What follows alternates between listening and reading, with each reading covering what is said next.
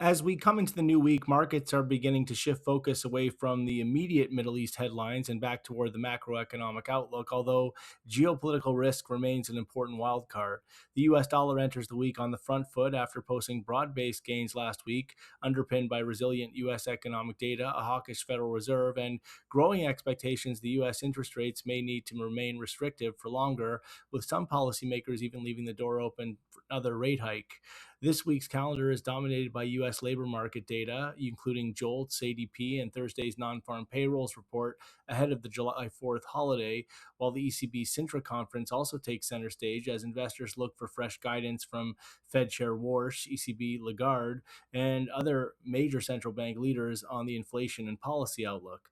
Breaking down the state of FX, the euro has recovered modestly after falling to fresh yearly lows, but continues to face headwinds from weak Eurozone growth, contracting PMIs, and expectations that U.S. rates will remain higher for longer. Sterling is also struggling to gain traction amid lingering political uncertainty and in the UK and the stronger dollar backdrop. Dollar yen continues to trade near four-decade highs, supported by the wide U.S.-Japan yield differential, although persistent intervention threats from Japanese authorities continue to discourage a sustained dollar yen move above the 162 level. The commodity currencies remain under pressure, with the Australian and New Zealand dollars among last week's weakest performers, as softer commodity prices and cautious global risk sentiment offset relatively resilient domestic fundamentals.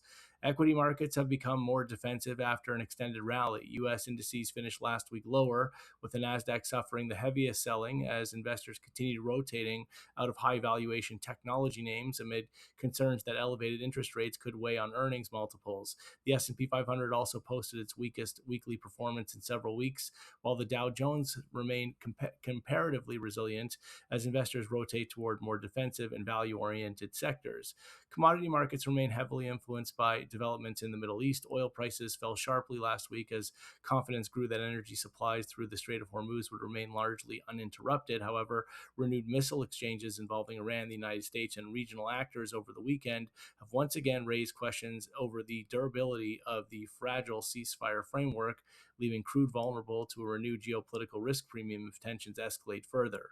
Overall, the week begins with markets balancing two competing narratives: a macro backdrop that continues to favor U.S. exceptionalism and higher for longer interest rates against geopolitical risks that remain capable of quickly reshaping sentiment.